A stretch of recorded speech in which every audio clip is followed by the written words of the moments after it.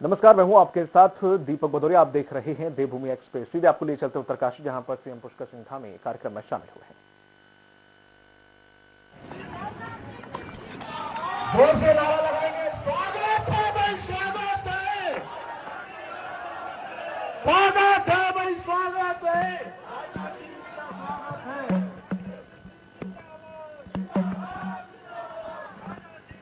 हमारे उत्तराखंड के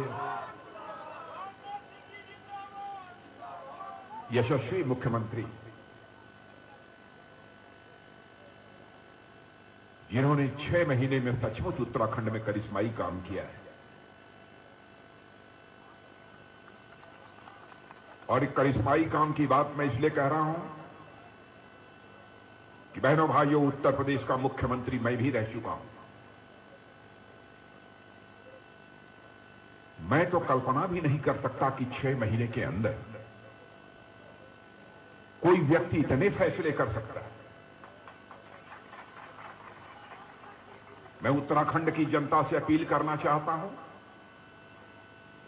बहनों भाइयों, नीयत और ईमान की कसौटी पर किसी को कसा जाना चाहिए। केवल घोषणा ही नहीं की है, बल्कि उस पर अमल भी किया है। ऐसे आपके यशस्वी मुख्यमंत्री श्री पुष्कर सिंह जी धामी और उत्तराखंड में भारतीय जनता पार्टी जितनी तेजी के साथ अपने कदम आगे बढ़ा रही है, और भारतीय जनता पार्टी का जो नेतृत्व कर रहे हैं उत्तराखंड सरकार के पूर्व मंत्री और भारतीय जनता पार्टी के प्रदेश अध्यक्ष श्री मदन जी कौशिक, सादगी और सरलता की मिसाल, और हमारे साथ हमारे सहयोगी के रूप में, हमारे मित्र के रूप में रक्षा राज्य मंत्री की जो भूमिका निभा रहे हैं, और भारतीय जनता पार्टी के भी जो प्रदेश अध्यक्ष रह चुके हैं, ऐसे श्रीमान अजय जी भट्ट, और हमारी आदरणीय सांसद, जिनका परिचय कराने की मैं समझता हूं आवश्यकता नहीं है, श्रीमती माला राजलक्ष्मी शाह जी, श्री ज्योति प्रसाद जी गौराला इस यात्रा के संयोजक, श्री वीरेंद्र सिंह जी सह संयोजक, श्रीमती नीरू देवी प्रदेश मंत्री प्रभारी उत्तरकाशी, श्री केदार सिंह जी रावत। केदार सिंह जी रावत हमारे बहुत ही पुराने मित्रों में, यहां के विधायक यमुनेत्री के श्री रमेश जी चौहान जिलाध्यक्ष उत्तरकाशी, और श्री विजयपाल मखलोगा, और इस मैदान में उपस्थित उत्तराखंड की देवभूमि, तपोभूमि और वीरभूमि कि मेरे सभी सम्मानित बहनों एवं भाइयों, लंबे अरसे के बाद उत्तरकाशी की किसी सार्वजनिक सभा को संबोधित करने के लिए आप सबके सामने खड़ा हुआ। केदार सिंह जी रावत जो हमसे मिले तो उन्होंने कहा कि भाई साहब, आपको याद है 25 साल पहले इसी उत्तरकाशी में मैंने आपकी एक सार्वजनिक सभा कराई थी। मैंने कहा कि मुझे याद तो है कि मैं उत्तरकाशी आया हुआ था, लेकिन कितने साल पहले आया था यह मुझे याद नहीं है। उन्होंने याद दिलाया। बहनों भाइयों, भले ही मैं उत्तरकाशी में देर से आया हूं, लेकिन दुरुस्त आया हूं। आप सबके बीच में खड़ा हूं यहां पर।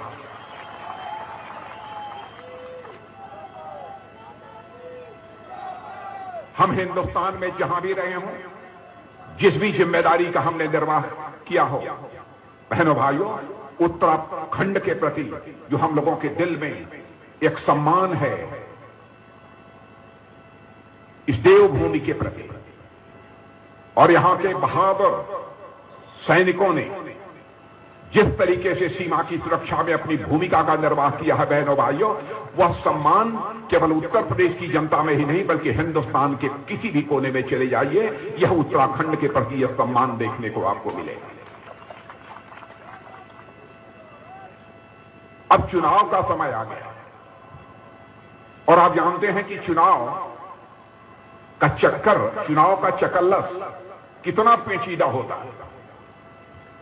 सारी राजनीतिक पार्टियां इस समय मैदान में उतर चुकी हैं, और बहनों भाइयों, भारतीय जनता पार्टी हिंदुस्तान की सबसे बड़ी राजनीतिक पार्टी है। आज वह भी भारतीय जनता पार्टी पूरी दमखम के साथ चुनाव के मैदान में उतर चुकी है। और मैं कहना चाहूंगा कि भारतीय जनता पार्टी, मेरे बहनों भाइयों, हिंदुस्तान की ही सबसे बड़ी राजनीतिक पार्टी नहीं है, बल्कि दुनिया की सबसे बड़ी पार्टी का नाम है तो वह भारतीय जनता पार्टी। आज उस भारतीय जनता पार्टी की रैली में शिरकत करने के लिए इतनी बड़ी संख्या में आप सब यहां पर मौजूद हैं। लेकिन मैं यह कहना चाहूंगा, हमारा चरित्र है, हम जो कहते हैं वह करते हैं। जब से भारत आजाद हुआ है, आपने देखा होगा, और आपके बीच भी बहुत सारे राजनीतिक पार्टियों के नेता आए होंगे, तरह तरह के आपको आश्वासन दिए होंगे, वादे किए होंगे।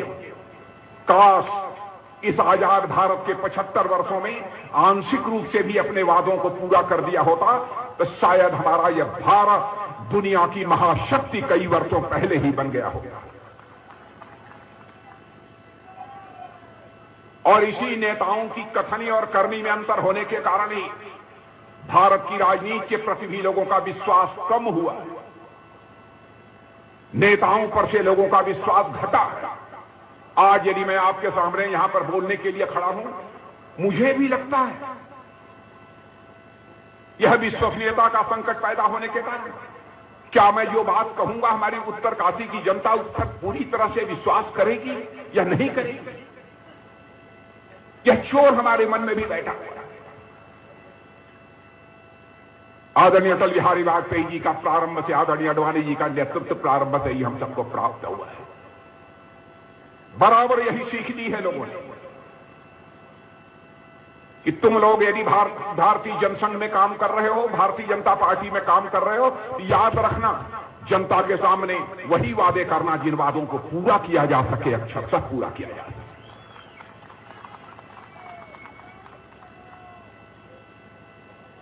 बहुत ज्यादा पीछे तो आपको नहीं ले जाना चाहूंगा, लेकिन 2014 से लेकर अब तक 7.5 वर्ष हो गए केंद्र में हमारी सरकार को काम करते हुए, हमारे यशस्वी प्रधानमंत्री आदरणीय नरेंद्र मोदी के नेतृत्व में। भले ही हमारा कोई विरोधी क्यों न हो, इस सच्चाई को उसे स्वीकार करना पड़ेगा। बहनों भाइयों, इन 7.5 वर्षों में अंतर्राष्ट्रीय जगत में भारत की साख बढ़ी है, भारत की प्रतिष्ठा बढ़ी है, भारत का मस्तक ऊंचा हुआ है। आपके उत्तराखंड के भी बहुत सारे लोग दुनिया के दूसरे देशों में जाते होंगे, कुछ लोग पढ़ाई लिखाई करने जाते होंगे, कुछ सैर सपाटा करने जाते होंगे।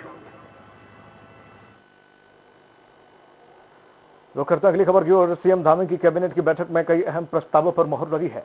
वृद्धावस्था पेंशन को 1200 से बढ़ाकर 1500 रुपए किया गया है। शिक्षा मित्र के मासिक वेतन को 15,000 से बढ़ाकर 20,000 रुपए किया गया है। शुगर मिलों के मृतक आश्रितों को नौकरी दी जाएगी। साथ ही सभी पूर्व सैनिकों को अब नहीं देना होगा हाउस टैक्स। जी हां, सीएम धामी की कैबिनेट बैठक में करीब 40 अहम प्रस्तावों पर मोहर लगाई गई है।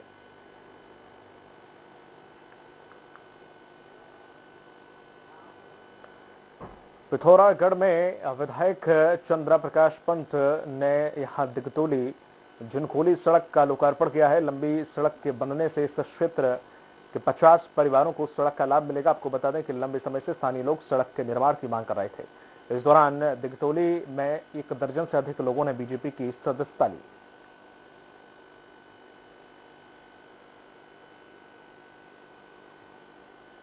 क्षेत्र था और यहाँ के लोगों की बहुत आवश्यकता थी कि यहाँ रोड हो और विकास हो। इस उद्देश्य से हमने यहाँ विधायक निधि से ये रोड काटी है। वहीं कालाधुंगी में कोटा दून खेल एवं सांस्कृतिक उत्थान समिति ने उत्तरायणी कौतिक 2022 समारोह का शुभारंभ किया। समारोह का शुभारंभ मुख्य अतिथि कुलदीप तड़ियाल ने दीप प्रज्वलित करके किया। इस दौरान उन्होंने कहा कि सांस्कृतिक विरासत को बचाने और क्षेत्रीय प्रतिभाओं को एक मंच देने के लिए इस प्रकार की सांस्कृतिक महोत्सव बेहद जरूरी है। बता दें कि इस साल 6वीं और उत्तरायणी कौतिक आयोजित किया जा रहा है।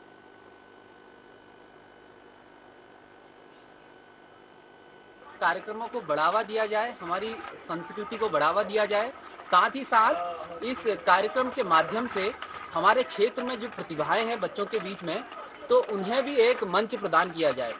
और इसके साथ साथ हमारा ये कार्यक्रम 5 जनवरी से 15 जनवरी तक चलेगा। देहरादून में भाजपा और कांग्रेस कार्यकर्ताओं के बीच जमकर झड़प हो गई। बता दें कि मामला कल पंजाब में पीएम मोदी के काफिले को प्रदर्शनकारियों ने रोक लिया था, जिसको लेकर भाजपा के कार्यकर्ताओं ने कांग्रेस मुख्यालय का घेराव करने की कोशिश की। साथ ही पुलिस ने बैरिकेडिंग को पार कर रही कहीं भाजपा कार्यकर्ता कांग्रेस भवन की तरफ कूच कर गए, जिसमें पुलिस को फिर हल्का बल का प्रयोग करना पड़ा। वहीं कांग्रेस के नेताओं का कहना है कि यह बीजेपी सिर्फ और सिर्फ नौटंकी करने का काम कर रही है। ऐन वक्त पर पीएम को अपना रूट चेंज करने की क्या आवश्यकता पड़ी? बीजेपी अपने को बचाने के लिए प्रदर्शन कर रही है। वो जान चुकी है कि देश के अंदर प्रधानमंत्री की स्वकारिता खत्म हो चुकी है। वो जान चुकी है कि जो वादे उन्हें जनता के साथ किए थे, उन वादों पे वो खरा नहीं उतरी है। देखिए, प्रधानमंत्री की सुरक्षा में चूक नहीं हुई। ये पूरी तरीके से सुनियोजित एक साजिश थी कि अपने नाकारा इरादों को ये अंजाम देना चाहते थे। लेकिन जो भक्त हो महाकाल का कहते हैं, उसका क्या करेगा ये टुच्ची कांग्रेस पार्टी। तो मोदी जी के साथ देश जुड़ा हुआ है। मोदी जी भारतीय जनता पार्टी के नहीं, पूरे देश के प्रधानमंत्री हैं। खबर काशीपुर से। आम आदमी पार्टी ने नव परिवर्तन पदयात्रा निकाली है और इस अवसर पर नुक्कड़ नाटक का आयोजन किया गया। आपको बता दें कि यह पदयात्रा 6 से 19 फरवरी तक चलेगी। पदयात्रा के दौरान दीपक बाली चौपालों पर बैठकर जन समस्याओं से रूबरू होंगे। उन्होंने लोगों से अधिक संख्या में अपनी समस्याओं की जानकारी लेने की अपील की।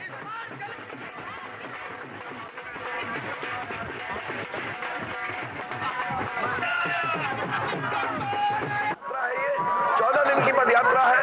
काशीपुर विधानसभा के एक गांव में जाऊंगा, मोहल्लों में जाऊंगा और वहां जितनी व्यवस्थाएं फैली हुई है, जो स्कूल खराब है, अस्पताल खराब है, सड़कों की खराब स्थिति है, उन सबको नोट डाउन करूंगा। मुख्यमंत्री पोर्टल पर शिकायतों को डालूंगा और समझूंगा। वक्त फिलहाल छोटे से ब्रेक का, जल्द होंगे हाजिर।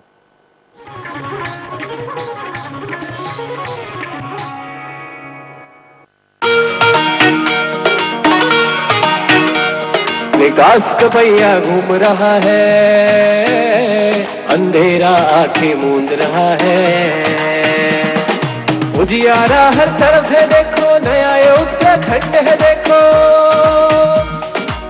माननीय प्रधानमंत्री श्री नरेंद्र मोदी जी के मार्गदर्शन और धामी जी के नेतृत्व ने उत्तराखंड राज्य को 1 लाख करोड़ से अधिक के विकास कार्यों की सौगात देकर असंभव कार्यों को भी संभव करके दिखाया है। संजीवनी की माउंटेन से बिजली यहाँ चमकती है, नेचर और कल्चर की अद्भुत काया यहाँ दमकती है। एक्सप्रेस वे दौड़ रहे हैं, टाइम की टेंशन तोड़ रहे हैं। नव निर्माण हर तरफ है देखो, संवरता उत्तराखंड है देखो। ऋषिकेश कर्णप्रयाग रेल परियोजना के तहत 16,216 करोड़ की 125 किलोमीटर लंबी रेल परियोजना, टनकपुर बागेश्वर और डोईवाला से गंगोत्री यमुनोत्री रेल लाइन के साथ ही केंद्र सरकार ने उत्तराखंड के लिए भारतमाला परियोजना के अंतर्गत 10,000 करोड़ रुपए की लागत से 570 किलोमीटर लंबाई की कुल 5 सड़कें मंजूर की हैं। 9 लाख से अधिक किसानों को कुल 1388 करोड़ की किसान सम्मान निधि, पर्यटन को बढ़ावा देने के लिए केदारनाथ धाम में 225 करोड़ रुपए की लागत से सौंदर्यीकरण, कोरोना महामारी में उत्तराखंड का जनजीवन सुरक्षित करने के लिए केंद्र सरकार के सहयोग से उत्तराखंड के सभी पात्र लोगों को 100% पहली डोज लगाई जा चुकी है। उजियारा हर तरफ है देखो, नया ये उत्तराखंड है देखो। खास जड़ी बूटियों से बना पेट सफा आयुर्वेदिक जूस आज ही ले आए। पेट सफा पहली रात से ही असर दिखाता है और इसकी आदत भी नहीं पड़ती। पेट सफा हर रोग दफा।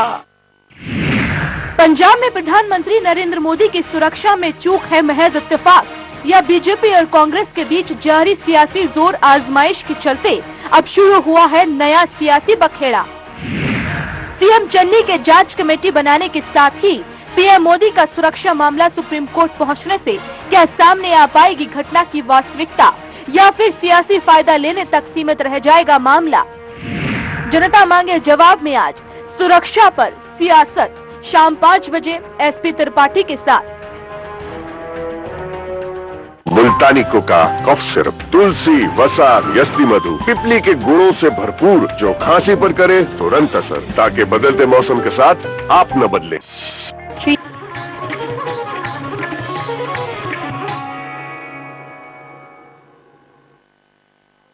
ब्रेक के बाद आपका स्वागत है। रुक करते अगली खबर की ओर। खबर देहरादून से। आम आदमी पार्टी के भीतर गुटबाजी देखने को मिल रही है।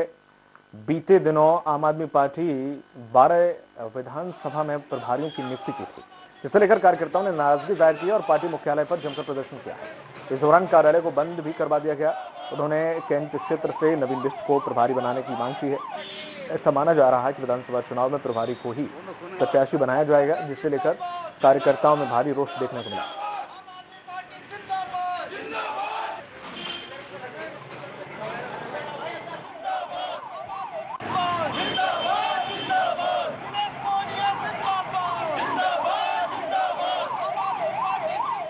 पौड़ी समेत प्रदेश भर में राजस्व निरीक्षक और उप निरीक्षक अपनी 4 सूत्रीय मांगों को लेकर 13 दिन से हड़ताल पर हैं। तहसील अध्यक्ष ने बताया कि वे लंबे समय से अपनी मांगों को लेकर हड़ताल कर रहे हैं, मगर उनकी मांगों पर अब तक कोई भी निर्णय नहीं लिया गया है। उन्होंने कहा है कि अगर मांगें पूरी नहीं हुई तो वे अपना आंदोलन और उग्र करेंगे।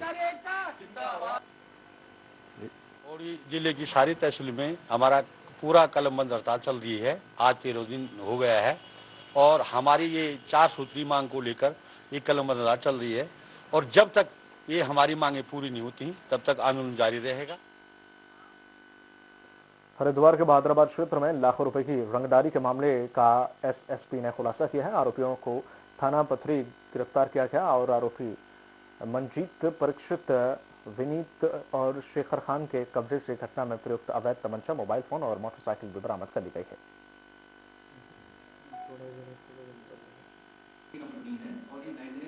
इंटरनेशनल कॉलिंग जो कार्ड होते हैं उनके द्वारा इसको फोन को किया गया है। इसको फिर ट्रेस करते करते जब 2-3 देशों से संपर्क करने के बाद हम फाइनली पहुंचे तो ये निकल कर आया कि इस सारे को संचालित एक व्यक्ति कर रहा था जो स्वयं रियाद में सऊदी अरब में रहता है। खबर हरिद्वार से है, जहां पर सिडकुल थाना क्षेत्र के ग्राम रावली महदूद में अज्ञात बदमाशों के द्वारा मनी ट्रांसफर संचालक के साथ लूट का प्रयास किया गया। इस दौरान बदमाशों के द्वारा हवाई फायरिंग भी की गई और फायरिंग की आवाज सुनते ही आसपास के लोग इकट्ठा हो गए और बाइक सवार बदमाश भीड़ देखते हुए फरार हो गए। व्यापारियों ने इस घटना को लेकर अपना विरोध जताया और उस क्षेत्र में पुलिस गश्त बढ़ाने की मांग की।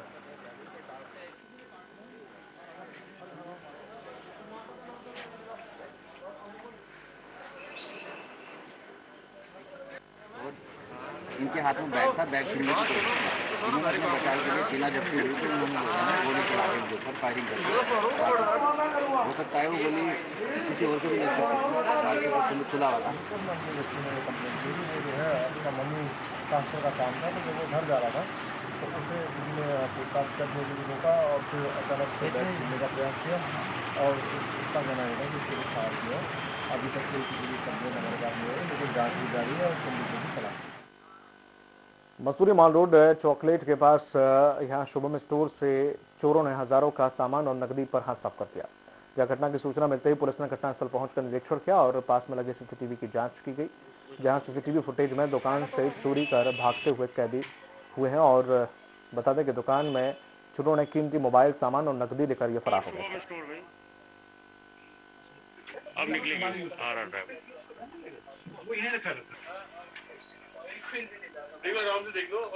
देहरादून में बहादुराबाद थाना क्षेत्र और रानीपुर थाना क्षेत्र में वाहनों से होने वाले अतिक्रमण को लेकर ट्रैफिक एसपी मनोज कुमार सख्त नजर आ रहे हैं।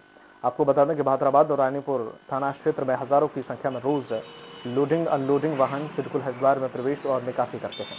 इससे बाहर से आने वाले वाहन चालक वाहन को हाईवे और सड़कों पर खड़ा कर देते हैं, जिससे आए दिन जाम की स्थिति बन जाती है। ये जहाँ पर भी ये शिकायत आती है इस प्रकार की अवैध पार्किंग करने की, जहाँ पर पार्किंग नहीं है वहाँ पे वाहनों को निर्धारित पार्किंग में भेजा जा रहा है। और खास तौर पे समस्या लोडिंग अनलोडिंग के समय या नो एंट्री के समय आती है, जब भारी वाहनों को रोका जाता है या फिर वो लोडिंग या अनलोडिंग के लिए वेट कर रहे होते हैं सिडकुल क्षेत्र हो, बहादुराबाद क्षेत्र हो, तो उन्हें भी सड़क से किनारे लगवाया जाता है। देहरादून में गढ़वाली कॉलोनी के नेहरू गांव में चोरी की वारदात को अंजाम दिया गया, जिसमें पुलिस ने 3 आरोपियों को गिरफ्तार किया। एसपी सिटी कोतवाली सरिता डोभाल ने कहा है कि किराएदार और पड़ोस में रहने वाले लोगों ने चोरी की वारदात को अंजाम दिया था। पुलिस ने आरोपियों के कब्जे से 5 लाख का सामान बरामद किया है। संदर्भ में जो है मुकदमा पंजीकृत करके जब हम लोगों ने इन्वेस्टिगेशन की, सीसीटीवी फुटेज वगैरह चेक किए, तो 3 लोग उसमें हम लोगों ने आइडेंटिफाई किया, जिनको ट्रैक करके फिर इनकी गिरफ्तारी की गई। गिरफ्तारी के दौरान ही बद्रीनाथ धाम में 3 से 4 फीट बर्फ जम गई है। भगवान विष्णु के धाम में जबरदस्त बर्फबारी के बाद कुदरत के नजारे देखने लायक हो चुके हैं। बुधवार को भारी हिमपात के बाद चारों तरफ केवल बर्फ दिखाई दे रही है। यहाँ तप्त कुंड से लेकर मंदिर परिसर तक सफेद बर्फ की चादर बिछ चुकी है। बद्रीनाथ धाम में इन दिनों मंदिर की सुरक्षा में बद्रीनाथ केदारनाथ मंदिर समिति के सुरक्षाकर्मी और पुलिस के जवान मंदिर के आसपास बर्फ साफ कर रास्ता बनाया।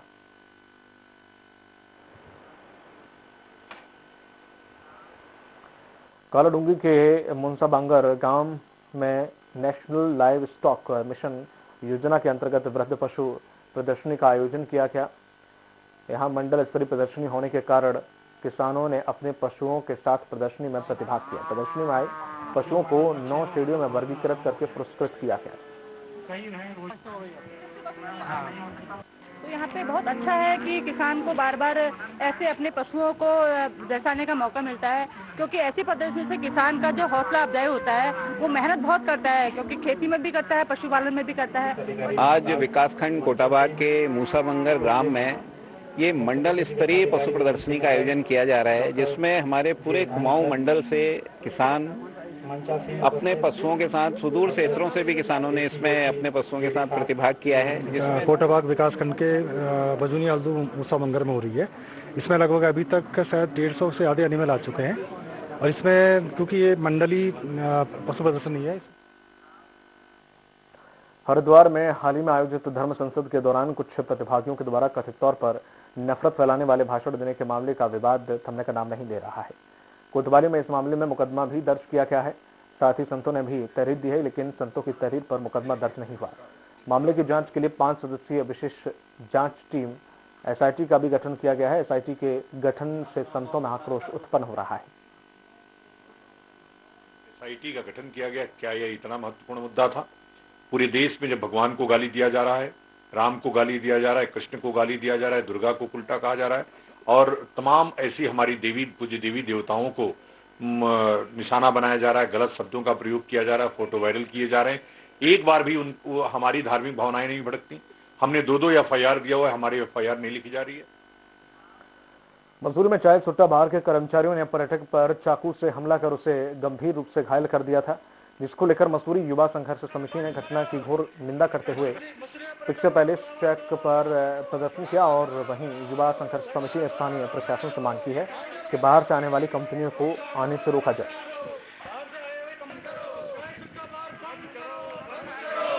देखेंगे इसे कि 2 साल से हम कोरोना के देख रहे हैं। मसूरी में ना रोजगार है ना कुछ है। अब थोड़ा रोजगार खुला है तो इसमें ऐसी अवस्था कर रहे हैं जो मल्टीनेशनल कंपनीज है। तो हम चाहते हैं मल्टीनेशनल कंपनी बंद हो और स्थानीय लोगों को रोजगार दिया जाए। चाय सुट्टा बार करके यहाँ मसूरी में एक नया प्रतिष्ठान अभी खुला है। इसके बारे में मैं तो अभी सुना है। तो आप ये सोचो कि इतना बड़ा ब्रांड होने के बाद यहाँ मसूरी के अंदर कल टूरिस्ट के साथ अभद्र व्यवहार किया गया, चाकू से उसको घायल कर दिया गया। कुछ दिन पहले आपने देखा होगा आशीर्वाद के अंदर भी इसी तरह की घटना सामने आई। हम कह रहे हैं मसूरी पर्यटकों को आने के लिए क्या है, अपना रोजगार है, इतने लोगों को रोजगार देते हैं, और आज के डेट में इस तरीके से उनके साथ अभद्र व्यवहार होगा तो किस तरह के चलेगा, आप सोचिए।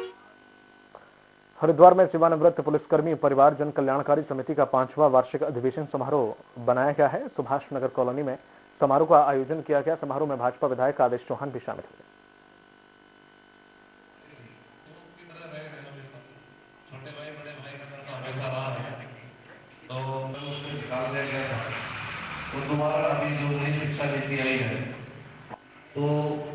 और आज हमारे पूरी कार्यकारिणी और हमारे पुराने सदस्यों द्वारा, पेंशनर सदस्यों द्वारा प्रतिवर्ष की तरह ये 5वां वर्षगांठ को हमने इसको सेलिब्रेट किया है, और जिसमें हमारे मुख्य अतिथि हमारे क्षेत्र के विधायक श्री आदेश कुमार जी थे।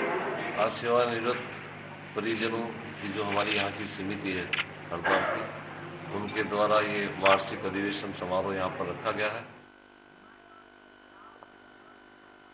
बुलेटिन में इतना ही। नमस्कार।